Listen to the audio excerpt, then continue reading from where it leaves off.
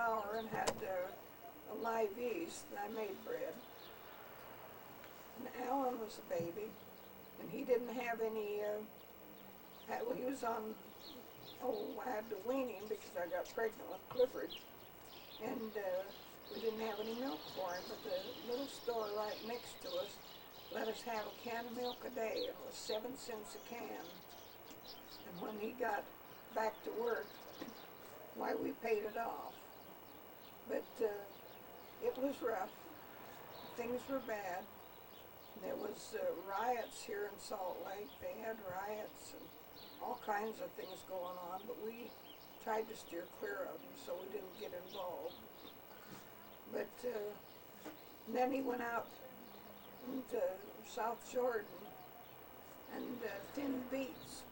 And they said he wouldn't get his check until September.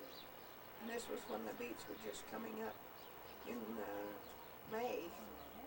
And he had 50 cents in his pocket, and him and his brother went uptown. And when he came home, I said, we needed, I forget what it was we needed, and he said, I don't have any money. And I said, what did you do with the 50 cents? And he said, I saw 3 guys that was hungrier than I was, and I took them in and fed them. And do you know that 2 days later, the check from the beets came in the mail, check for $7. So then we had groceries to eat again.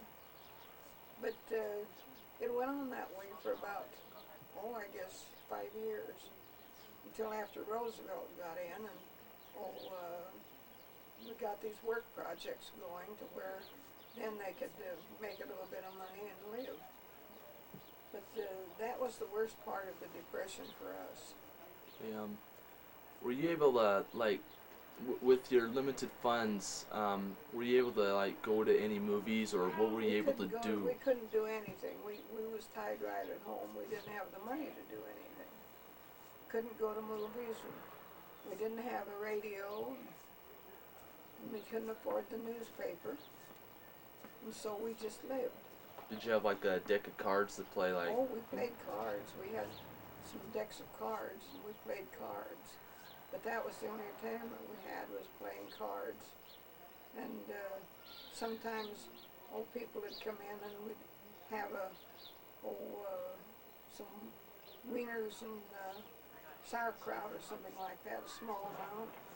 And sort of have a small party, and everybody would donate something so that we could all have a get-together. But we couldn't go anywhere. And we couldn't afford to buy any .22 shells to shoot squirrels with. So we made these flippers and shot squirrels with rocks and flippers for entertainment too. And we'd save our pennies for gas so that we could go up to where we could shoot squirrels. But we had an old car, and it ate quite a bit of gas, so we didn't go very far.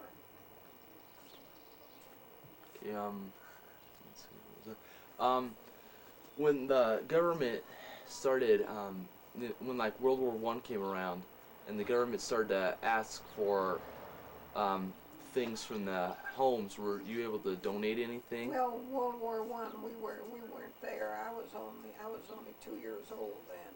That was my father. But with my father, during World War I, he had a 50-gallon barrel of flour that he had put in so that they'd have something to eat. And the government confiscated it, took it. And so then we just got by on, I guess we just got by on what we could.